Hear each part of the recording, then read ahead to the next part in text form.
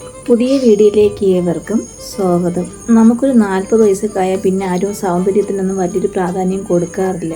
കുട്ടികളുടെ കാര്യങ്ങൾ നോക്കി വീട്ടു ജോലികളൊക്കെ നോക്കി നമ്മുടെ മുഖത്തിനൊന്നും ഒരു വലിയൊരു പ്രാധാന്യം കൊടുക്കാറില്ല. അപ്പോൾ നമ്മൾ പെട്ടെന്ന് അങ്ങ് വയസ്സാകും.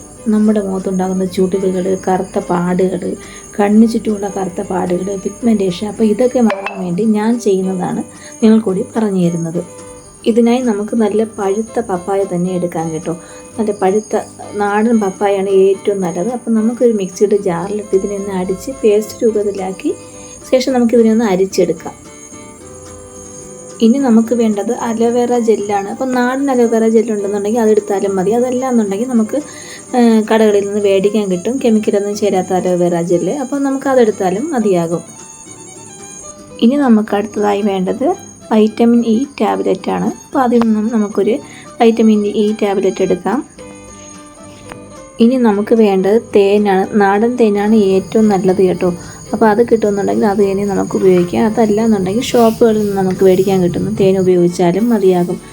ഇതെല്ലാം കൂടി നന്നായിട്ടൊന്ന് മിക്സ് ചെയ്തെടുത്തതിന് ശേഷം നമുക്ക് മുഖത്ത് പുരട്ടി കൊടുക്കുക. നമ്മൾ എന്ത് പാക്ക് മുഖത്തിട്ടാലും ആദ്യമായി നന്നായിട്ടൊന്ന് മുഖം കഴുകണം. അതിന് ശേഷം മാത്രമേ എന്ത് സാധനവും മുഖത്തിടാൻ പാടുള്ളൂ.